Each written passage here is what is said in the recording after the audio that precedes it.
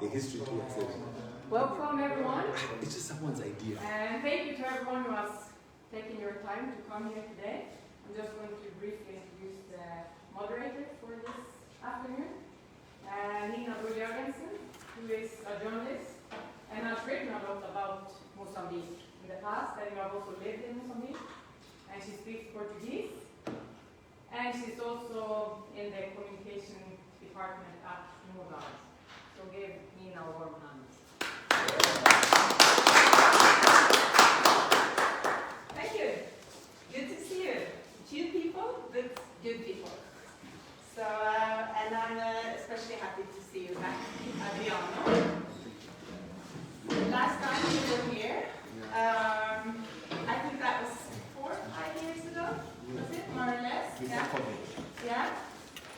We talked about the huge $2 billion debt scandal, where some high-level people had their pockets filled up, while the country went into a deep economic crisis.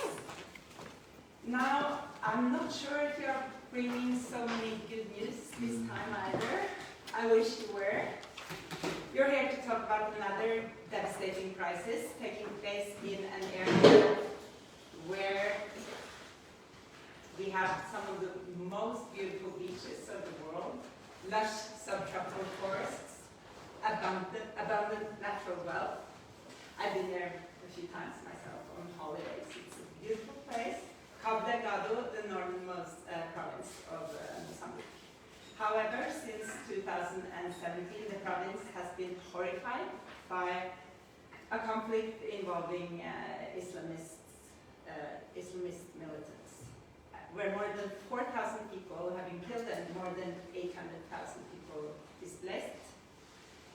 The conflict in the north of Mozambique erupted just a few years after some of the biggest gas reserves on the continent were discovered. And Christine Lagarde, the director of IMF, declared Mozambique the next Qatar of Africa. Well, now let's see. Multinational energy companies are exploring the rich offshore natural gas reserves in collaboration with the government. Now, are they to blame for the conflict? This is a classic case of a resource curse. And how can the situation in the north of Mozambique possibly be solved? We have an eminent panel here today to discuss these huge and complex issues. Happy to see that there are more people in the audience than in the panel, but we are almost equal. So I hope we can make it kind of a conversation where also you in the audience are taking part. But before we enter the panel discussion, Adriano, I'm happy to have you here to present the main findings of this new report titled Extractive Sector Governance and Violent Conflict in Cabo Delgado, Mozambique. And for the ones who don't know, please take the floor. For the ones who don't know you, Director of the Center for Democracy and Development in Mozambique. Do you want to sit, or do you want to just take the floor? Yeah. Okay. Good afternoon. Good afternoon. Thank you very much for the opportunity to be here today.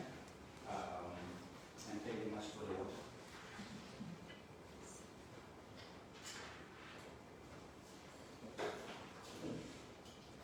The time before last I was here, I came with one colleague, Denise, to engage the Norwegian pension fund to de-invest from Credit Suisse. We were telling the Norwegian authorities that the Credit Suisse, it was a corrupt institution. By the investing, they would be putting pressure on them so that justice could be done for the people of Mozambique. We're making a case of gross violation of human rights resulting of the illegal borrowing that our government entered into with the facilitation of people within the Credit Suisse. The Norwegian authorities, though they have given us time to speak, they said they would not take that decision. And Credit Suisse has collapsed. The Norwegian people have lost money in that situation. Sometimes we are activists, we speak, and listen, and some of the things that we talk about, they do really happen. So I'm here today to speak about Cabo Delgado. The idea is not to amplify the problems. The idea is to advocate for a solution that can bring peace, prosperity for the people of Mozambique, and specifically the people of Cabo Delgado and northern Mozambique. The question asked is whether multinationals are to blame for the situation in northern Mozambique. My answer is yes and no. Yes and no. So I have 10 minutes, 5 minutes, I will say why it is no. 5 minutes, why it is yes. And then I will conclude 2 minutes on what I think is the way forward for Cabo Delgado. You're absolutely right in quoting Christine Lagarde. She was in Mozambique in 2013 for that huge conference, Africa Rising. She said Mozambique would be the next Qatar of Africa. I also believed that Mozambique would be the next Qatar of Africa. But at that time, our message, by our I mean Mozambique civil society and academics, we were engaging the donor community to say Mozambique has discovered the third biggest gas reserves on African continent. The third biggest gas reserves, about 102 TCF certified. That is a massive, massive wealth. But at that time, Mozambique was one of Africa's biggest aid recipient countries in the modality of direct budget support. So Mozambique has jumped from a nearly collapsing state resulting of the civil war and the signing of the 1992 peace agreement to aspire to a low and middle income country around this time. The combination of generous donor support and the discovery of massive resources that has given Mozambique an opportunity to jump. But unfortunately today, there is a war that is sitting in between Mozambique and harnessing that resource. Part of why we are here today, it is self-inflicted. It is self-inflicted. The choices by the government, by political leaders to take decisions which were clearly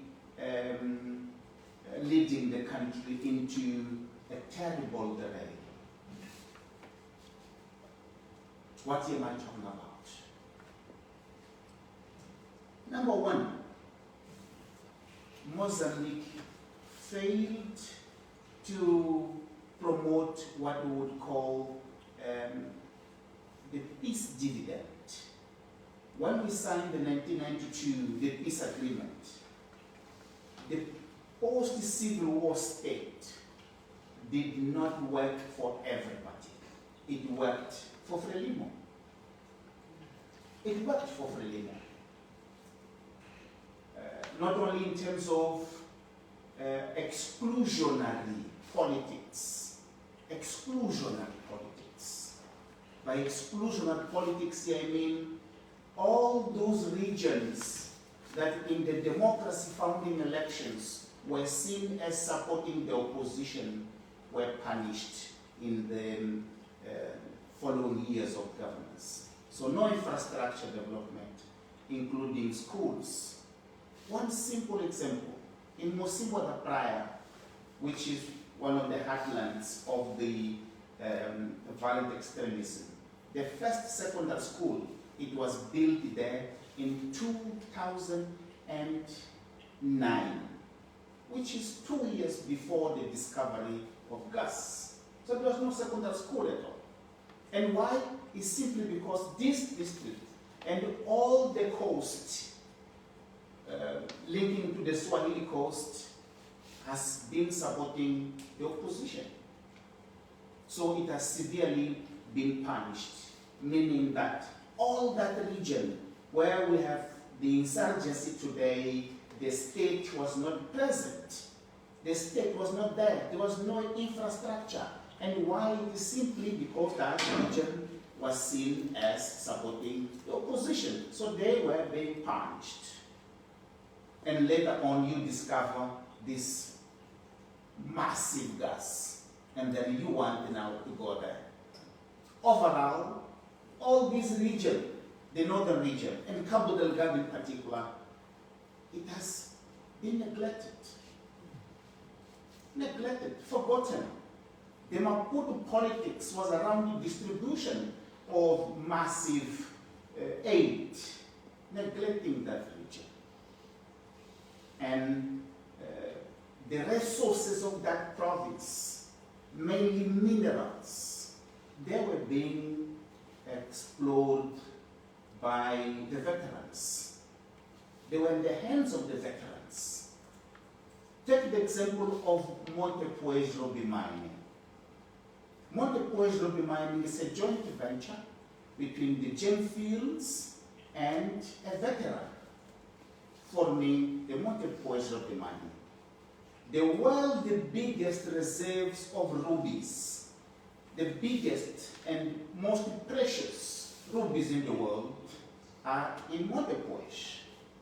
And they are controlled by a foreign company with veterans, not with the state. When you go to Zambia, you will see that the state is always there partnering with international corporations. It might be 25%, 30%, but it is the state and foreign investors and not individuals. So there where the young people, they will see an opportunity that is being captured by one family, and that family is there not because it has invested money, it is there because they participated in the liberation struggle and then they control the state, so to say. This has a fundamental problem, which is what has been missing, has a fundamental problem. The fundamental problem is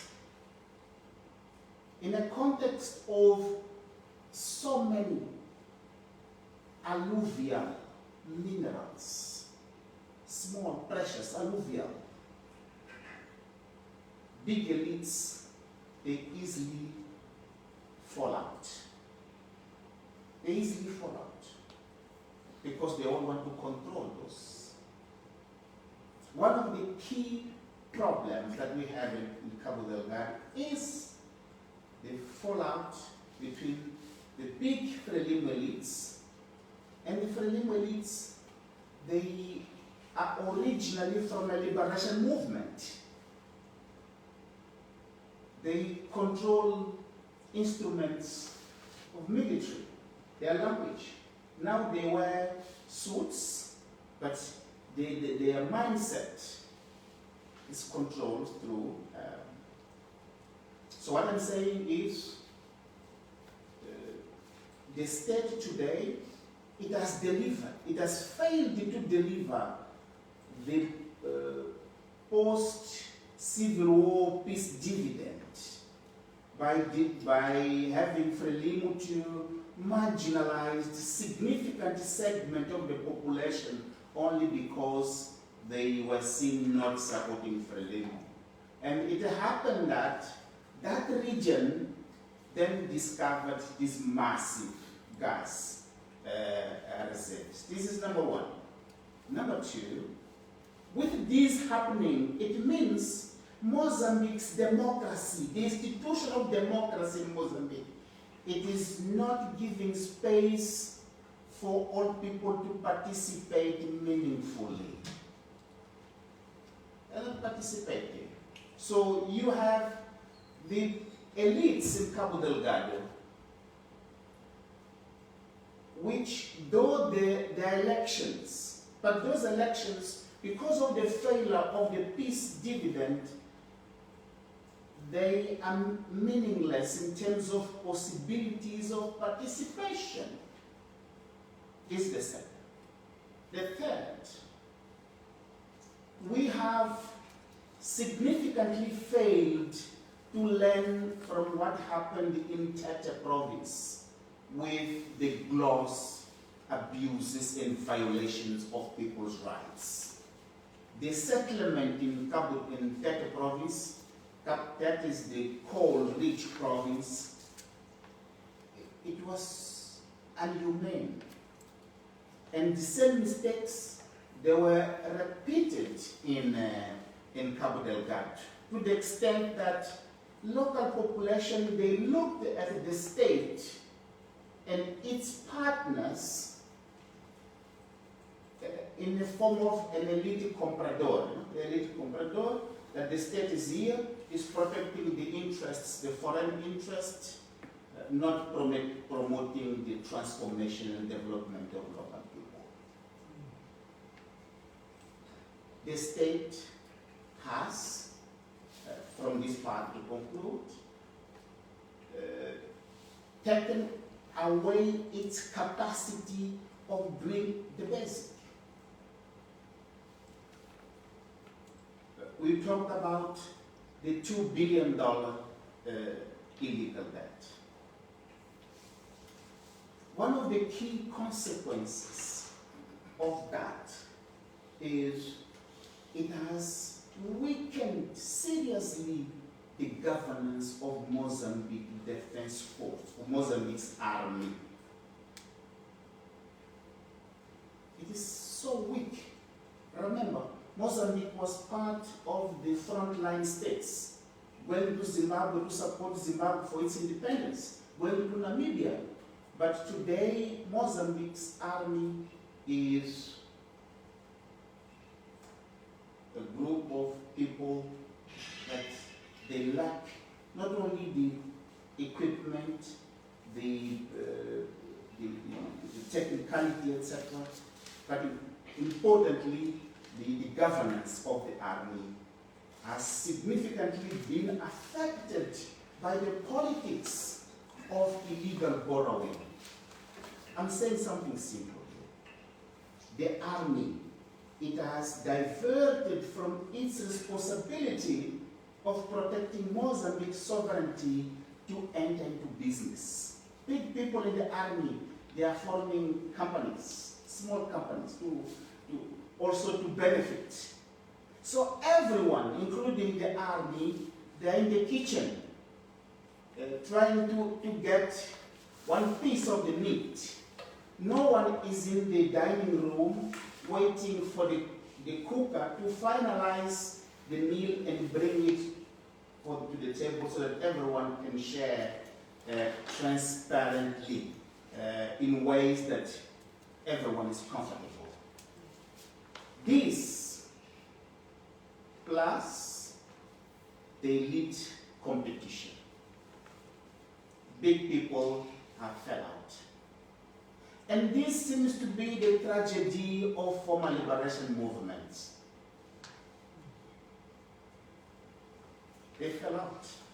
And when that happens, it has severe implications in terms of pulling the country together to move in one direction. So the ease at which that insurgency began, the ease at which it expanded, the ease at which it has been difficult to control, it reflected governance failure in various dimensions. But all this is underpinned by the state that has failed to transform itself so that everyone can benefit of the resources from a policy perspective. So everyone has gone to the kitchen. This has led to where we are today. It's underpinning the difficulties of addressing the situation in the north. This has nothing to do with the multinational. It has to do with the failure of an institution, and that institution is Frelimo. I said yes and no. So in the no side. In the yes side, what I'm saying is multinationals have contributed into where we are today. To begin with.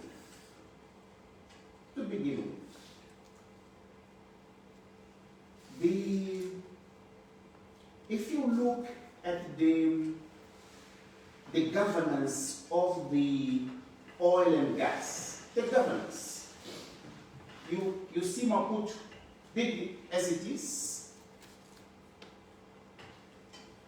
multinationals, they want to sign a document with one person. That person is Maputo. That person is Maputo. But everything goes to Maputo. You discover 102 TCF.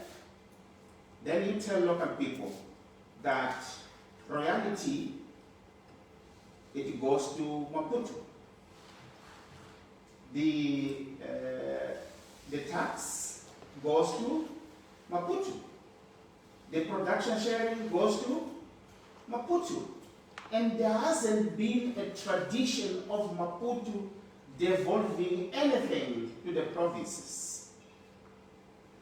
We failed to look at Cabo Delgado and Northern Region as a producing territory, which it needs some political leverage on how local elites they participate in this at the elite level. If you break it down,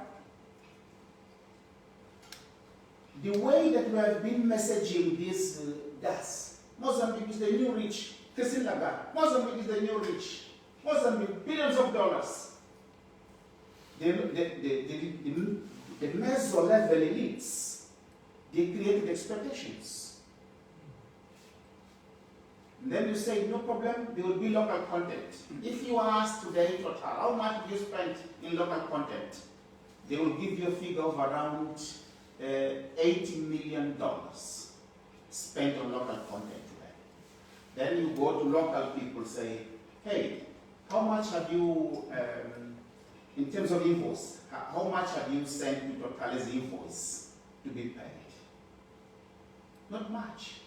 Because for the international oil companies, it is much easier and fast to sign with one or two people. So not only the model of the extractive resource governance, but the local content, the so-called local content, it has nothing of local. It again goes to Maputo. It's captured by the big people from Maputo. So those people there, they have nothing. If you went to Cabo Delgado today and you undertake a political economy, you look governance as who gets what at what time. You go there, you ask, from a political economy perspective, who gained what at what time? You will see that nothing was left there. But the multinational today, it claimed to have spent already $10 billion. That money is somewhere, not in Cabo Delgado. You bring it to down. The local populations, every day on TV, billions of dollars. But in their plate, for 11 years, from 2011, from the first discovery, to 2021, where it was a decade of billions of dollars, nothing had changed in the people's plate. But the elites, they are moving up and down. You go to Cabo Delgado, you know Pemba. Pemba is the third biggest bay in the world, but it has no airport. This is crime. People are not happy. How can people be happy? They can't be happy. So the narratives, they will be, but there's a fundamental issue here. One more and last example, please allow me. You go to Montepuez. Before the big companies controlled the Montepuez, it was a booming. Like everybody was gaining something of the ruby from the artisanal mining. In 2006, there were nearly 500 young boys from all over Africa benefiting of the artisanal alluvial. But when you have 500 young boys coming from Africa to do artisanal mining, that it trickles down to the person that sells beer in the evening, because when they finish, they go to drink a beer. So there's an ecosystem of local economy that today is not there, because one company with 10 workers, it controls everything. Where have those young boys gone? They haven't died. They're somewhere. They had a living that was taken away without anything to give them in exchange. I'm not saying that those are the ones who are shooting, but they were ready to do something if anyone paid and gave them the AK-47 and the bullets to do something. Because governance has failed, and it is failing again. Why am I saying, but one moment, I'm saying this. Government, for the first time, Frelimo did something reasonable. They created a deal. I criticized that deal because its leadership is corrupt. The idea was not to throw the baby with the washing water. No. It was to set governance right of a deal. So take out the corrupt leadership and protect a deal, because it's the agency that will promote regional development. But today, a deal is being bypassed by multinationals in a context where the future is already dark. It's dark. If we went back where we were in 2011, 2014, we were signing a decree law giving multinationals all powers they have to negotiate Mozambique gas at whatever price, wherever they do it. Aslak and I have been talking about not a resource case, but a press also was scarce. So it's a curse even before production started. But to make things worse, today, Mozambique National Oil Company, it has a $3 billion debt to multinational companies. It's on purpose. It's a policy to capture the north, to make it inefficient. So even if the war ended today, from what it is already decided, Mozambique will have to wait so many decades, plus the invoice of security, which will take away the economies of scale that are associated with gas development. That is a recipe for disaster. Thank you very much.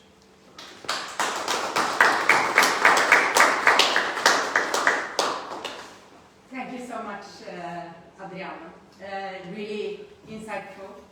I don't know if it's possible to summarize in one word, but there's one word I've heard many times traveling to Mozambique about Cabo Delgado, Cabo Esquecido. You know Portuguese? For the ones who don't know Portuguese, it means the forgotten province. I remember myself, I was there, that was somewhere around 2008, 2009, and it was kind of an economic boom in Mozambique. And I was writing for a magazine called the Stana Hora, you know the magazine, and I was asking people basic questions, just in your opinion, what's unfair, or what's the biggest problem in this country? And they say, everybody talks about economic development. What does that mean? 2,000 new 4x4s in Maputo, while here in Cabo Delgado, we don't even have one ambulance to take people to the hospital. So that's a big sentiment. So it presented in a very interesting way. And I would like the panel to take a chair each. Helge Rønning, please. Professor Emeritus at the University of Oslo.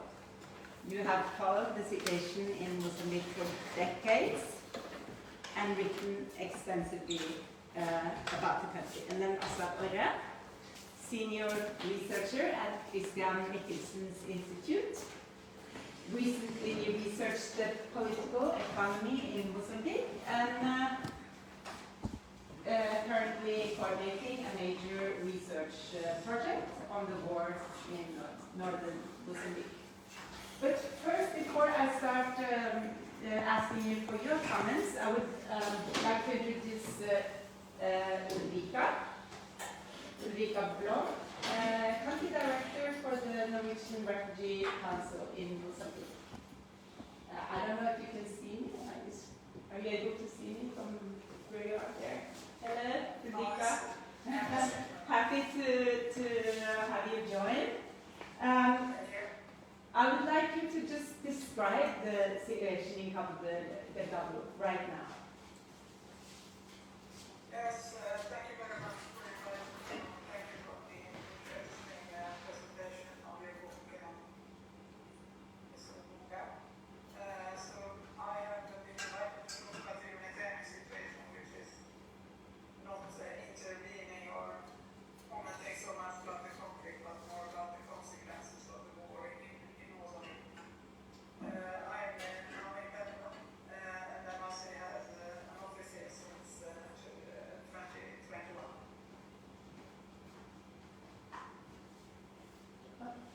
We lost you there. Hold on.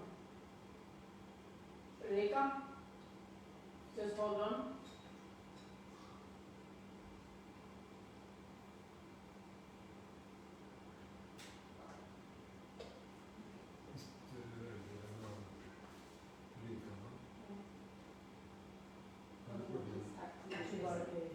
Is it by sound? Ja. Alle prater høyt. Ja. Okay. Okay, sorry about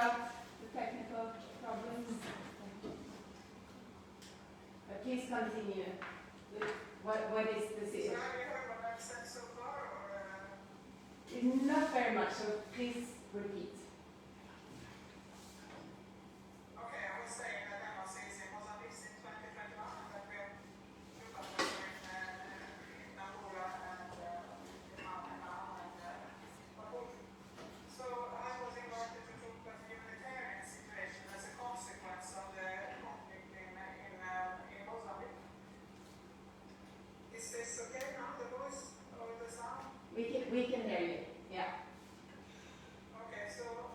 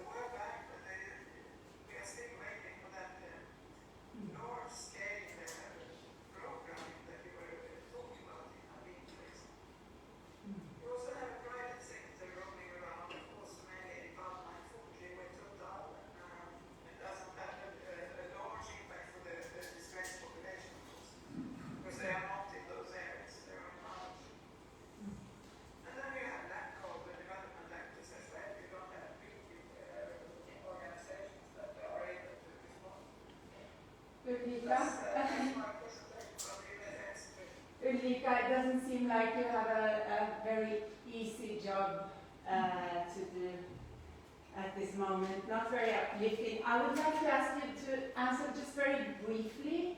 Have you talked to some of the displaced people?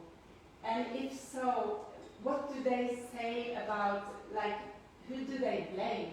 We are asking here, are the multinational companies to blame, or who are to blame? What do they say, the people that you talk to? No, I mean, the humanitarian actor, I cannot say we're not those for the blame. No, but do you talk to people? Do you have a kind of sentiment of what the displaced people think or believe? You don't have to say what you think, but what... The only thing I can say is that they are traumatized, they don't want to return yet, they don't feel safe. And that's why we still have more or less 1 million displaced, so that is something. Thank you so much for joining us, Ulrika. I would now like to ask you, Helge, what your thoughts on this are. And the basic question that we are asking today, who is to blame and to what extent are the multinational... So to say, I would like to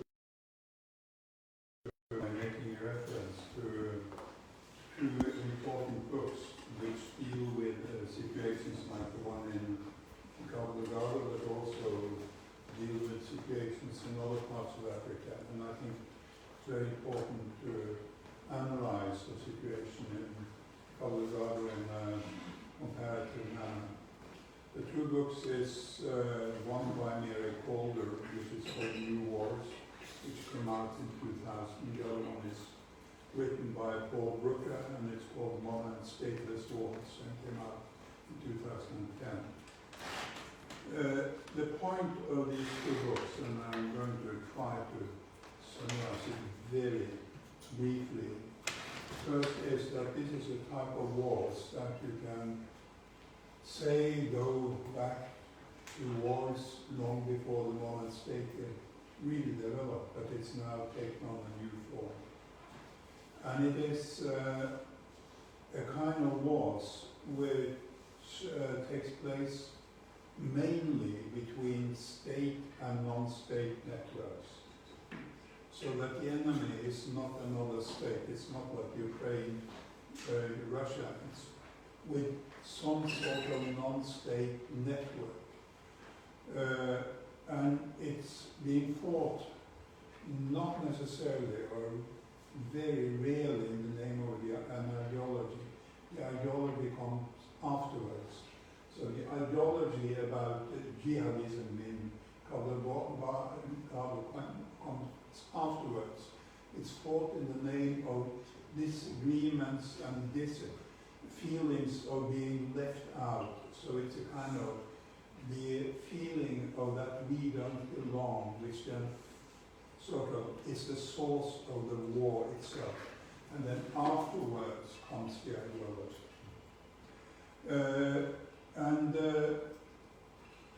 From both sides, both from the state side and from the insurgent side, there are attempts to achieve political rather than physical control of the population through terror and to install fear.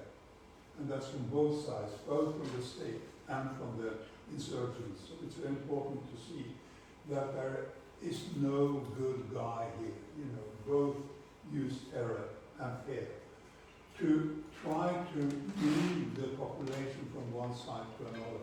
And that's one of the reasons why we see in all these wars so many displaced people, because they're being chased from one side to another all the time. And there is the conflict from both sides, actually, both from the state, but also from the insurgents themselves. It's not necessarily financed through the state. The state is financed through other means, very many of them predatory and criminal. So it's a criminal network that is works both on the behalf of the state and on behalf of the insurgents. And that makes it, of course, very, very difficult to really find out total control is how to solve these wars. And these type of wars you will find now in particular societies where I have been trying to pinpoint it as weak states and weak societies. They take place in places where, in countries where the states have sort of withdrawn from the place where the wars take place. And that's a weak state, and that means that because the state is so weak, it also means that society, that's what we heard from Ulrika now, saying that there is no real civic society left, neither run by the state nor by the society itself. So there's a form of social enemy that we are encountering. And this social enemy is then the challenge of how to try to deal with that. And the state, as always in situations like this, they try to do it with an inefficient army, with an inefficient force, and they don't manage that, to do that. They turn outside their own borders to find someone to do it for them. In Mali, it's the Wagner group that does it. In Mozambique, it's the Rwandese. And that means that we have a situation where the state becomes weaker and weaker, the insurgents become stronger and stronger because there's no one from the state to really support what is happening in the country itself. And the humanitarian crisis just grows and grows. And there is a certain degree of, what shall I call it, infection moving from one of these conflicts to another. But that kind of infection is not something that you can say, well, like some jihadologists do, well, it started in Nigeria, it moved to Mali, it moves to that country. It's homegrown, and the ideology comes afterwards.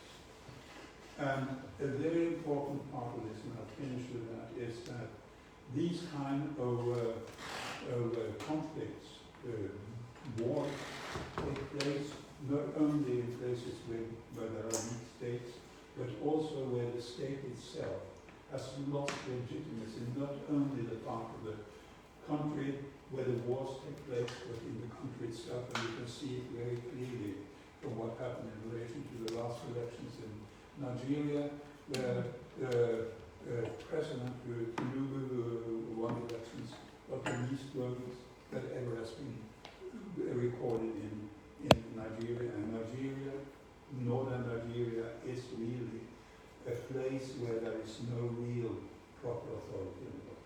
That's what I It's really interesting to compare to other countries also in Africa. Myself, I visited the north of, not the north, but the coastal areas of Kenya, on the border of Somalia, where you see young people being recruited to this Al-Shabaab movement, radicalized. But in the end, it has nothing to do with religion. But I would like to go back to Mozambique, Aslak, and the year of 2017 when this really started to, when we started to hear the news from the north of Mozambique, the horrible news. And that was not so long after the discovery of the gas. Was that a coincidence, or what do you think? And what would you say was the main trigger of this upheaval in 2017? We have heard a lot of historic, the long history of why the failures in governance, but why did it happen exactly then? So, if you ask me about the main trigger, if we then think about what was the moment of the shots in Sarajevo, right? That started the whole thing. Then I think you must look at a very local development linked to the conflicts within the radical Muslim sect or movement that later became the Al-Shabaab guerrillas of today, or the insurgents, and their local conflicts within the religious community, within the ethnic community, and their conflicts with the government. So I think the triggers were very local. But if you take the wider look and looking for the explanations for why it got into such a bad situation over time, such a field where a little spark could ignite such flammable material in a way, then you have to look at a lot of larger historical forces. And I think that to answer the question of this today in a very short way, I think that the gas industry and the extractive industry is only part of that picture, but it's absolutely a central part of the picture. In what way are they? Today? Yes, so I'd like to take Adriana started with giving us part of the historical picture, sort of from the start of when gas was discovered. I think you focused on that.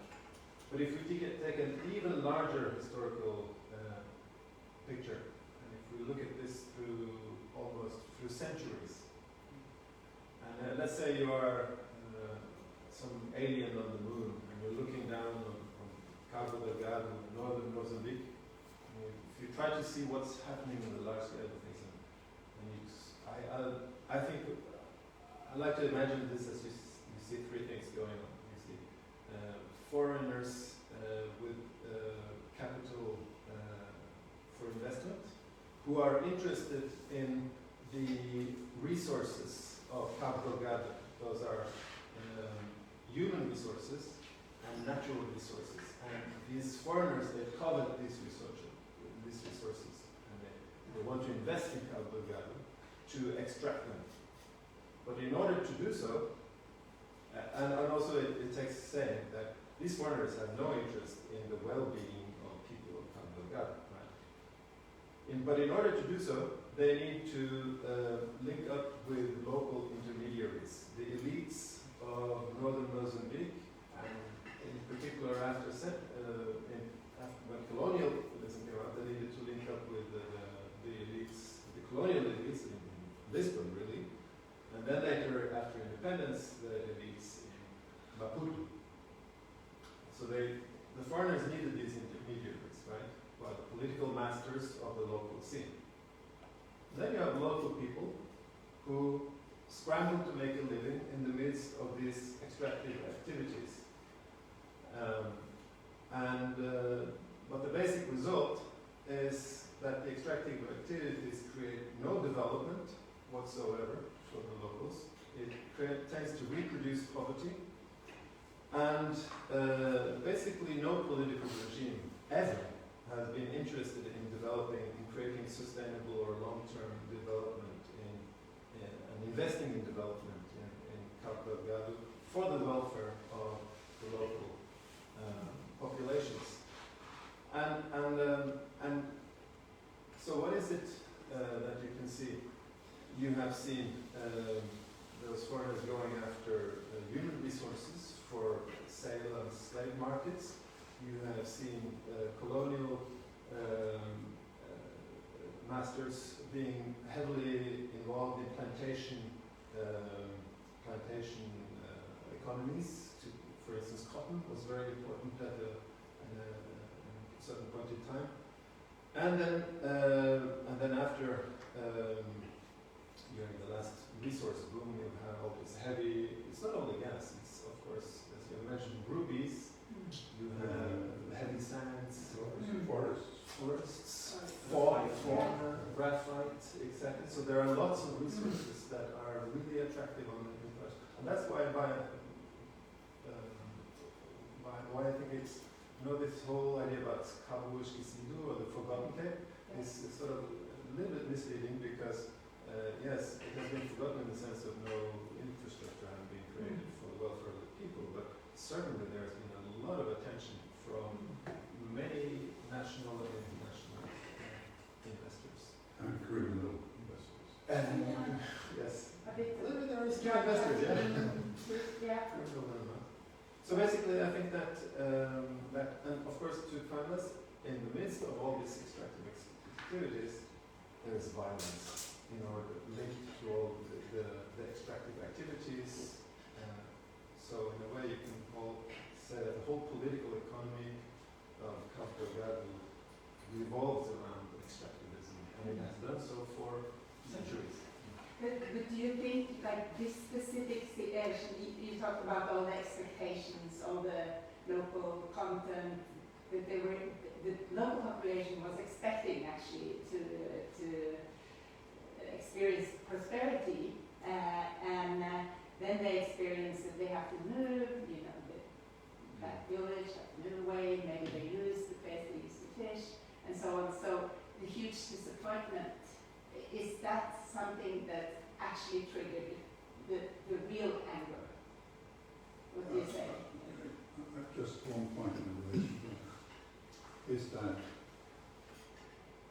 what has been triggering these wars now in Africa and also in Cabo Verde is a situation which I think it's very important to bear in mind, and that's a new communication situation. If you go back 100 years, you would not find the same kind of insurgencies, because there would have been, what we call it, the infection from one insurgency to another. And you wouldn't have people who had expectations that they'd be reading about, hearing about on their telephones, etc.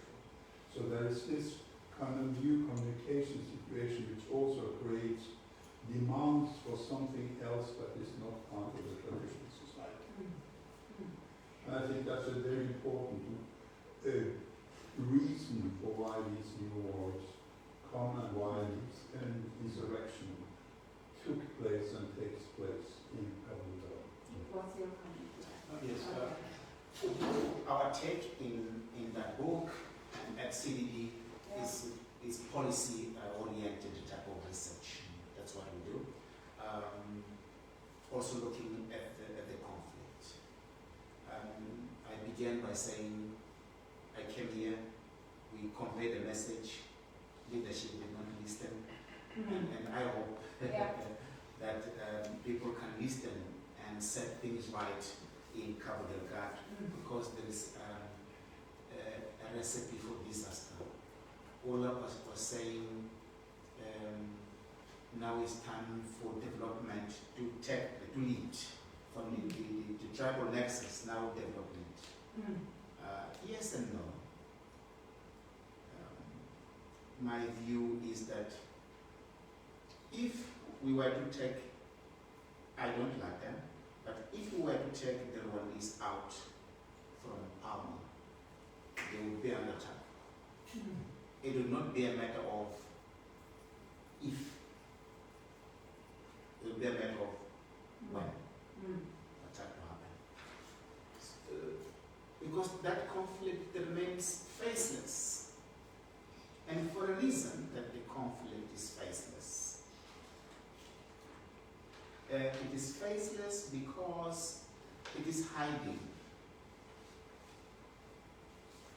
There is no faceless violent extremism in a producing territory worldwide. That is the first case. So there are two levels of expectations. There is the basic population level of expectation. Millions of dollars have been pumped to Cabo Delgado. But the mechanism for those millions of dollars to reach the people, they are not there. Mechanisms. Democracy is not delivering that. So people create expectation for mobile phones, etc. But to reach people, mechanisms are not there. Friendly must destroy those mechanisms in order to stay in power. But what could, for example, Total Energies or any have done differently? There's so much. So this is number one. That is not there. Number two, there is something that it is to be done, which is not only wrong, but it will not solve the problem. Government has put in place a deal ADIM is an agency to mobilize a new momentum. What do I mean by new momentum? You remember, in 75, when people heard that Mozambique would become independent, there was this momentum for a new Mozambique. And then when we knew that there would be the signing of the peace agreement, there was a new momentum. The northern region, it needs a new momentum. ADIM can generate this new momentum for the people. You have hopes for that. Yeah. But if things are set right, as we are speaking, Total Energy has produced a report.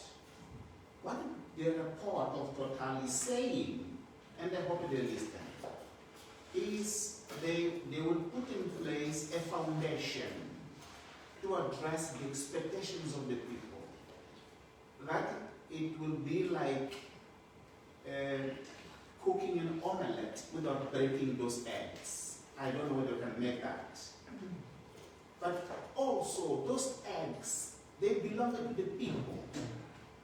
But you take them, you take them, you say, I will cook an omelette for you without breaking the eggs. But these are the eggs of the people. So, Total, you put it simple way. Total and other multinationals are cheating to a corrupt government. They are cheating to a corrupt government. That corrupt government is happy because they get the perks for them to come to Oslo, to go to Dubai, to go to Paris for shopping. But that rests on a big problem for the country and for the people. So the two are to blame. They are denying the people from having something. But that is simple. If you ask the people of Palma, of MDP and others, do you hate the violent extremists? Whether they dislike them? Perhaps we'll be surprised. You know, I've seen other parts of Africa where local populations, they are angry with the presence and activity of violent extremists. But I'm not sure whether that would be the case. Is it simply because there is a much bigger monster here that people see that they cannot speak, the fact that people cannot speak their mind. There is no freedom. Human rights defenders are being attacked by speaking. Journalists cannot go to see what is happening and report freely. That is wrong. But the multinationals, they are happy with that status quo because it suits them. As I conclude, the biggest mistake that will be made is to further militarize the oil and gas. Yes, we call that Iraqization of that. That will not only take out or sterilize the economies of scale, but it will fuel further the conflict. That's what I say. It's a recipe for disaster. Well, to comment on one of the things you said, that what would the locals or the local youth say?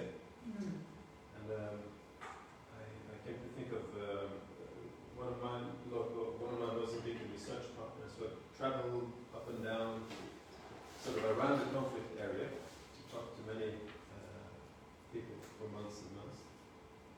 And he says he was even surprised and even shocked to hear that people aren't that hateful of the insurgents as one might think, despite all the gruesome things that they do. And some of them will express some sort of sympathy because they are fighting the government and the state and those people from the Maputo. And others would say stuff like, yeah, I have nothing to lose. So if I had a chance, I would have joined them because basically I have nothing better to do. And I think also part of the attraction is that taking up arms and getting a gun and being part of the guerrillas will, at least for some people, even if only a minor attraction, it can give you a sense of being someone. So it's really a possibility that more people than we think are having some sort of sympathy for the insurgents. I've actually heard the same thing, talking to people from Canada, saying that it's surprisingly many people who actually do support the cause. And I would like to ask a little bit about the religious part. I did meet one of the leaders of the Muslim communities in Mozambique. That was actually in 2017 when this started. And now I don't remember his name, I'm sorry, but it was, he said that has nothing to do with Islam. He said the easiest way to make a terrorist is just to give $100 and a Kalashnikov to a poor young man in a poor neighborhood. That's what he said. So he was saying this has nothing to do with Islam. But what is your take on that, the actual religious aspect? How much is religion actually a motive? We haven't talked about it. You just mentioned it, Henrik. Is there any religion at all in this? Of course there is, but the question is, how strong is it? I mean, of course there is religion. Of course there are these videos being disseminated on the net, etc., about beheadings and saying that it is part of a wider IS movement and so on. But I think that everything I have read, and I have done research on this, there are two ways to do research. I do it in my desk from home, and others can go out in the field.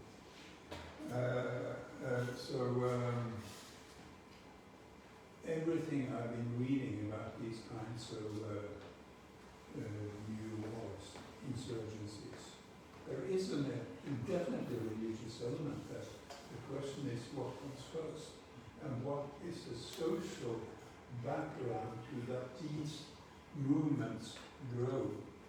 And I think that there is too much of a focus on the religious or the Islamic or the jihadist element, because it actually in some way or other benefits both parties, both the insurgents and those who fight them. Because it's easier to get international support for fighting jihadists, and it's easier for the jihadists to get international support from other jihadists in their struggle or whatever. So I mean that's part of the internationalization of these insurrections, because they sort of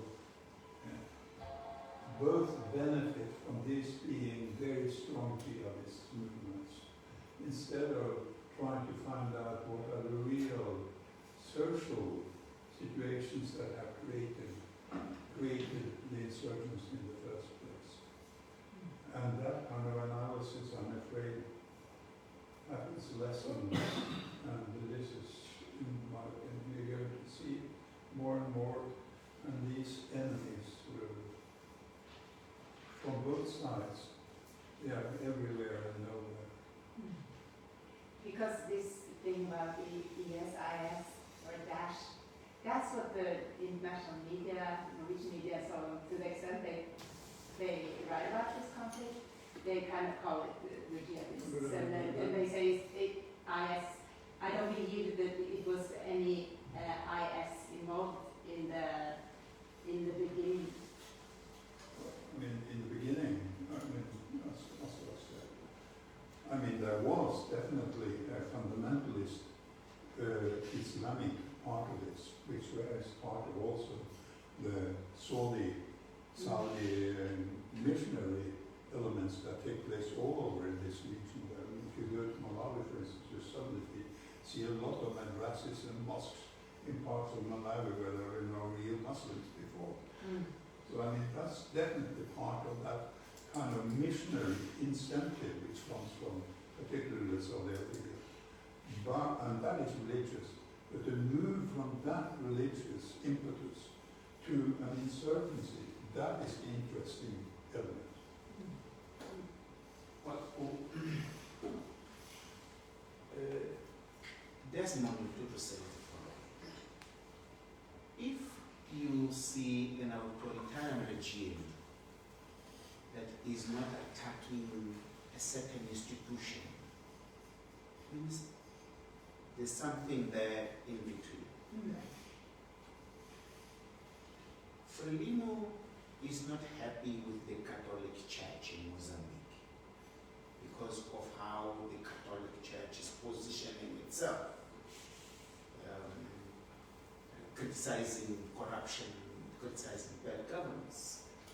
But I haven't seen Frelimo criticizing the Islamic institution in Mozambique. I haven't seen that. And this is intriguing. It suggests to me that Frelimo has been able to co-opt segments of this institution. And these seem to have infuriated certain groups within that institution that started to take a more radical reading of the sacred books of that institution. So I think that aspect within the institution, there are also dynamics, but those dynamics speaks to how Frelimo has been able to co-opt using business, corruption, etc. to do that. I would leave it there. I would like to open the floor to if any of you have anything to comment or questions. Yes, all of you. In fact, we work with Prof. We spent some time up in the north, and we just came back about a month ago, and we met with all the religious leaders, and we met with Sheikh Mohammed Ibrahim Ahmadin, who's the president of the Muslim Council. So he's part of our team, and we have. I think he's the one that I. Yes, I'm sure he is. Yes, yeah. I'm sure he did. So we met with him. We met the Catholic bishop, who's, as Prof said, is very strong in that area, and the government are critical of him. But one thing that became every trip that we've taken up, because we've traveled there a few times now, and we're going at the end of the month, is that the whole Muslim trying to make it a religious war is what sells the newspapers and is what sells this internationalization thing. But for the people on the ground, it isn't a religious issue. I mean, we met a cross-section of religious leaders, and not one has said that this is a religious problem. Because they have their own local ways to deal with issues that they've done before.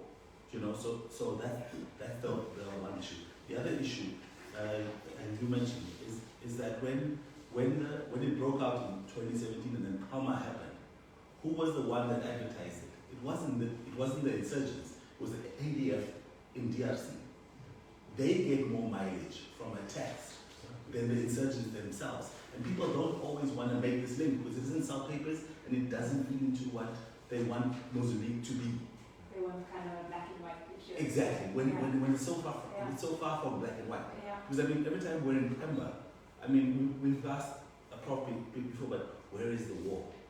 Because you walk around Pemba and people are going on with their lives. Yes, it's poor, obviously. Infrastructure is bad, but people are living. People are. We went to the IDP camp, right? Yeah, and we said that we spent time there with the IDPs, and a lot of people was saying the one thing that was surprising about this war that I learned for the first time. I worked at ICRC before, so I've been to these things before, but what surprised me here was that they explained to us that a lot of these IDPs are not IDP'd once only. In this war, they've been IDP'd like 4 times. They left one area to go to another area, attacks happened to move again. So people assume it's just a one movement, when it's not. So they've lost and restarted 4 times, which is quite heavy, as opposed to just move once, you know? And a lot of them were saying to us that the one issue with being, obviously, I mean, if I'm not mistaken, the population there is like, what was it, like 100,000? But the IDP camp alone is like 110,000 people, which is, I mean, and that camp is like in a village. It's the strangest thing that I've ever seen, you know.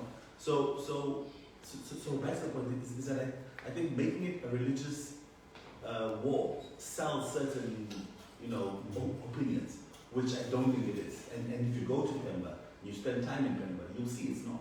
It really isn't that much a religious issue. This internationalization, they're trying to do that. ADF is really trying to make links. But if you look at any of the propaganda that comes out of these things, most of the time it's not even from them. It's leaked, you know. Sorry, just one last thing. When we met the Secretary General of the Islamic Council, he said to us, if anyone's a Muslim scholar, I'm not. If you look at the flags that they have that look like ISIS, right? It's an ISIS. What's the word? The imagery is ISIS, but the text on the flag is gibberish. It doesn't mean anything. There's no affiliation to anyone. It's just people that wrote it. You know, so it looks as if it's ISIS. And when the media or the experts, when we read it, we see ISIS because it's black and white. But it's not any ISIS affiliation. And that's what people don't realize. And that's why I'm saying that, I mean, it's easy to say, yeah, it's ISIS or it's whoever you want to call it. I mean, even the Al-Shabaab, how the Al-Shabaab name came about was it was a local term that they used because the guys in Somalia were called Al-Shabaab. That's how the name came about. It wasn't any relation to Al-Shabaab. And if you look at any documents from the region, I mean, whether it's Sami documents or even Rwandese documents, they don't call them Al-Shabaab. You see, because they're not Al-Shabaab, or traditionally Al-Shabaab. It's a colloquial term that was picked up. You know, but okay, sorry. No, but thank you. Really, really interesting comment. There was one more. Wanted to ask something or comment as well, please. Feel free. Yes, no, just trying to make sense of this, because I am not familiar enough with conflicts to. I feel that it's very hard to grasp let's say the motivation of the insurgents here. I can understand that there is a frustration in the population that you've been talking about that would make recruiting to insurgency easier. But so if you're an insurgency leader, what's your goal? What do you want? Do you want territorial control? Do you want political benefits? Do you want to have money from controlling criminal networks, or what's the driver here? That's actually a very complicated question, isn't it? Because they don't really have a kind of so many things happen. Yeah. When they started, they were targeting state, military, and police facilities, police stations, etc. And since August 2017, they were using machetes to behead people. It seems that was the only thing they had in their hand to use, machetes. But then they evolved into now having military artillery. To the point that at a certain point, we saw violent extremists using a vehicle from the police. Obviously, they captured that vehicle. It's not that the police gave it to them. And they then went on to occupy territory. They occupied for nearly 1 year. But it was not clear why they were occupying that. So why? Because MDP is underpinned by organized crime in the form of trafficking. But we were unable to go there while they were there to see what was happening, because they had occupied the port of MDP. Musimodakran. Some people, they say they saw boats. You know boats, that's a fishing area. Boats that were parked certain time of the day, but they disappeared certain time of the day, etc. But no one really zoomed in what was happening there. More importantly, no one can tell today where have they disappeared to. When the RDF Rwandese went there, they had left. So there was no single shot by the Rwandese to have back. But no one can tell where did they, and they seem to have mingled with local populations or disappeared by boats, etc. So there is a lot. That's what I was saying. When we have a faceless insurgency, they have never made a single claim. Greg is right. It's Greg. He's right in saying the flags that they use, etc., what they write, it is not consistent, to the point that one of the attacks in Pundanyar was one of the heavily affected. They were using fake images, like crusades to occupy. Like you zoom, this is fake. So it was not really clear what was happening. And for a Mozambican like me, the message this sends to me is the same, like if you put food, cooked food in the fridge, then in the morning it's not there, but the door was not opened. So it means someone from the house has taken, it doesn't want to say he was the one who went there in the night and eat. So it seems that there are domestic issues here that were exploited internationally, etc. But I think we have to look more inside as to why we have this, what it is, and how we can address it. And these issues have not yet been properly addressed. Yeah, so when you asked, I was thinking that throughout the last 20 years or so of the war against terror, we have been accustomed to think of the very shrewd political, ideological, or religious movements that we know of, the Taliban's, and their, Bin Laden and Al-Qaeda, those guys, his deputy was called al-Sarkawi, who set up, who went to Afghanistan to seek refuge, and from there build an international network of similar-minded ideologists who could start from Afghanistan and build their influence throughout a global movement. Where it was going on in Cabo Delgado, who's behind this, who's manipulating this? But the more we learn about this, there is no such thing. There is none of those great key spiders in the web, so to say. I think it really started with people, but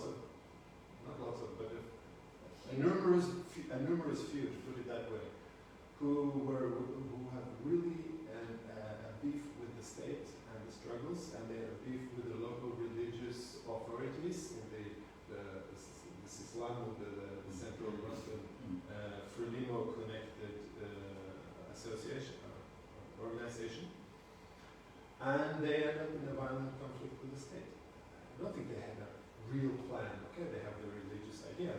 By the way, you cannot neglect the fact that the few things that they actually say is that they want Sharia and they want a caliphate. They used to say it They used to. in the beginning. Okay. Now not so much. Not so much. No, So no. the other part of their propaganda is against the injustices Sure, of, exactly, yes, of the yes. state. Yes. So they have a quarrel with the state, but I think they came into the situation as you described, and they make up as they go along. They get new arms, they get new That's funding, the problem, they get new contacts, and if you're looking for a red thread and a sort of a coherent propaganda line, or what do they want, you won't find it because they didn't have it at any part. It keeps changing, and now they have been for a 5-year war, and of course they are trying to survive as an organization. So for keeping the war going in Mozambique for a long time. And as you said, just as they vanished into the local population, they can vanish, and all of a sudden it's just gone. So let's hope that's what is going to happen. Yeah? The backside of that is that the social and economical and political conditions which gave rise to these people creating such serious havoc will still continue and persist. So something else may come up and create a similar kind of happen very easily. And just those guys with those kinds of ideas, extremist, jihadist ideas, they walk about here in Oslo as well. Yeah, they were able to shoot a few people last year, right? And created terror. But they're not able to mobilize hundreds of thousands of fighters to create millions of people. Those conditions exist in Mozambique. I think, I'm sorry. I have one last flippant remark to that. Yes. And that flippant remark is that in a way they remind me of these motorcycle gangs we have in the West. They're angry and they organize as best as they can because they're angry with someone and they want to take out on that. Not on this guys. No, I mean, like it's what is called this motorcycle gang that they're trying to ban. Criminal motorcycle gangs. So The angry young men. angry young men. Yeah, I remember reading somewhere that actually they came into the mosque with their shoes on, which is like forbidden, with the shorts and shoes on and drinking alcohol. I don't know, maybe I should say that, but I actually read it in a serious report. That's where these people started. Just one thing, some of the attacks and some of the defeats they infliged to the Mozambique Defense Force, the Palma attack, it was meticulously planned. You cannot talk of not properly coordinated kind of attack. It lasted 3 days with the dark group coming with a helicopter and they were responding.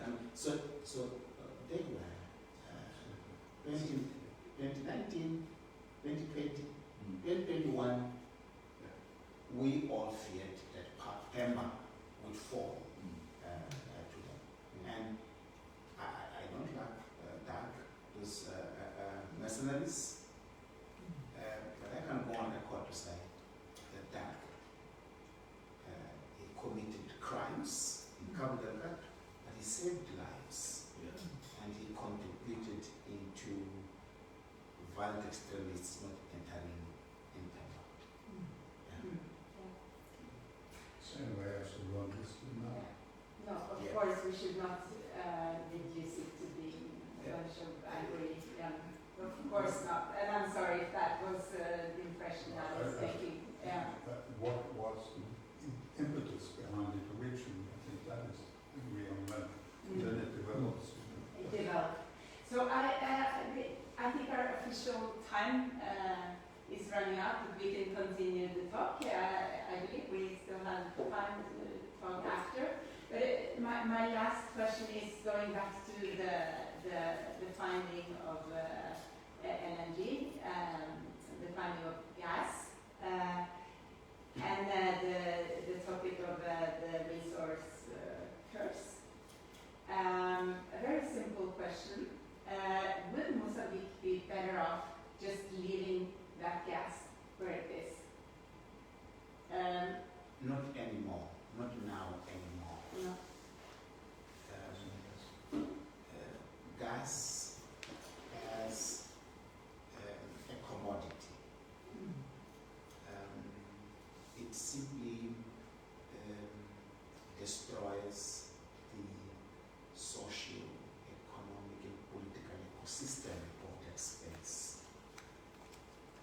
different from oil.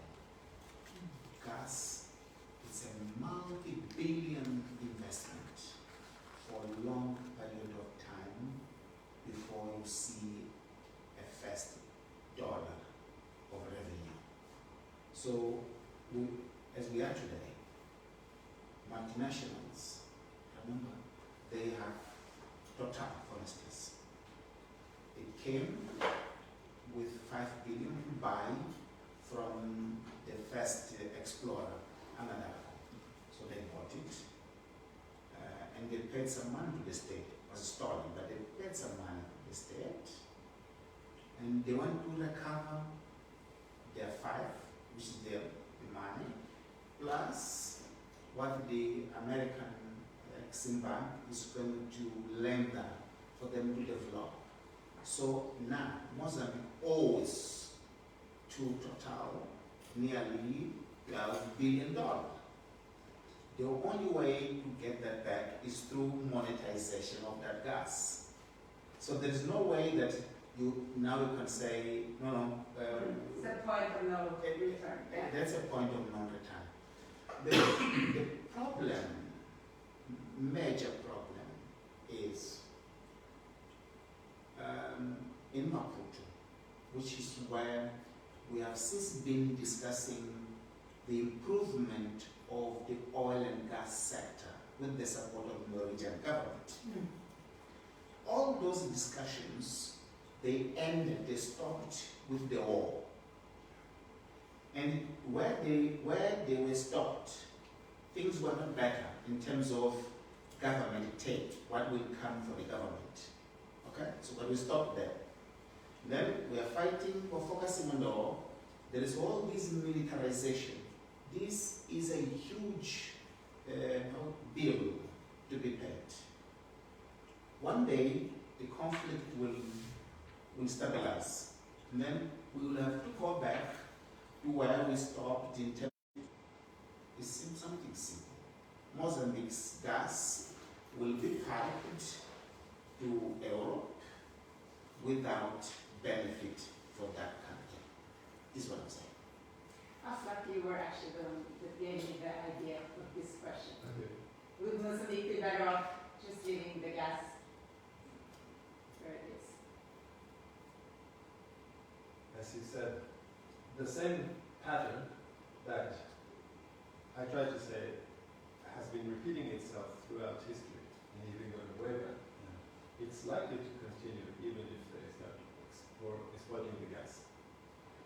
And it's going to result in the same scenario. Some foreigners get rich, some of the intermediaries in Maputo will get rich, and those, for the moment being, that's the political elites around the Frelimo party state. You know who they are. And most of the people in Cabo Delgado is going to continue as dirt poor. This is what we've learned now from history. There's Cabo Delgado simply doesn't have the infrastructure, the educational background of the population, so to maintain and benefit from such a high-tech industry as gas. And that's why I'm now leaning towards the answer. I think that basically Mozambique would be better off without it.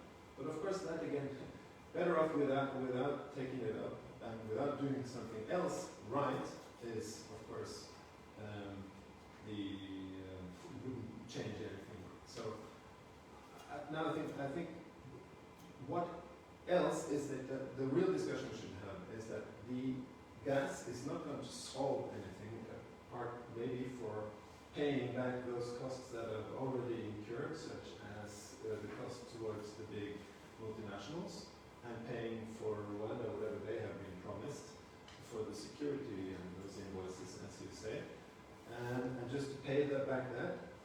Meanwhile, we have to start doing things in a very, very different way to work with, invest in the capacities and the needs of the populations of Cabo Delgado to work based on what people already know how to do and see if we can do it a little bit better. But the idea that Cabo Delgadians will be in any short time technical petroleum engineers and so on in the nonsense. I don't see that. Last conclusive words from you, Helge. Well, I was thinking, Now you have the chance to get your thoughts out. this is the kind of questions that you... You hate. Yeah, would you like history to be different? Yes, I would like history to be different, but it's impossible to do so. Right? Yeah. Well, let's If the government of Mozambique today articulated a message of leaving it there, Mozambique would immediately become a new Mali. Yeah. Yeah. And if I revisited my computer, 2010, 2011, somewhere we have written that it would not unthinkable for the multinationals to want to explore that gas in a context of conflict. You know what I'm saying? We, at 2010 and 11, I'm sure, if I were to revisit what we wrote that time, I'm sure we said somewhere. But you were warning. Yes, You were warning. that Yeah. it was not unthinkable that multinationals would Yeah. be better off to explore the gas in a context of conflict. I think that will be the last words. I'm not sure if they were uplifting, but we could probably talk another couple of hours about the solutions and a bit more optimistic view. But thank you so much for joining, Adriano, Nwunga, Asafore, and Helge. And thanks to Fellesrådet for organizing this.